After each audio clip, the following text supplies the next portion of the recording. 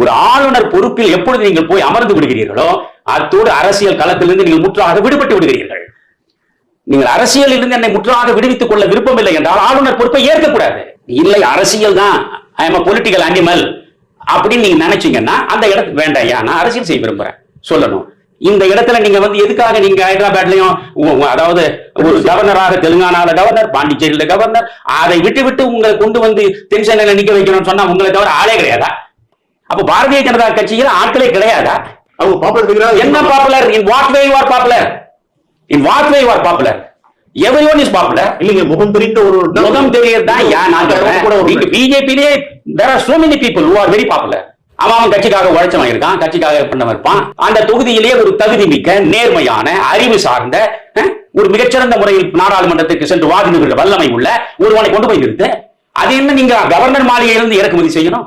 அந்த அம்மா அதை சொல்லுது, கூச்சம் இல்லாம சொல்லுது. ஒவ்வொரு இடத்துலயும் நான் 300 பேர் இருக்கக்கூடிய இடம், 300 பேர் உதவியாளர்கள், அவர்கள் எல்லாம் விட்டு அவ்வளவு பெரிய மாளிகையை விட்டு ஏதோ புத்தர் அரசு நாற்காலியை முற்றாக தவிர்த்து விட்டு அரண்மனையை விட்டு வெளியேறி காட்டுல போய் துறவு கோலம் பூண்டு அவர் நின்றது போல அப்படி ஒரு தியாக வாழ்க்கையை வாழ்வது போல சித்தரிக்கிறீர்களே. நான் கேட்கிறேன், உங்களுக்கு எதுக்கு அரசியல்?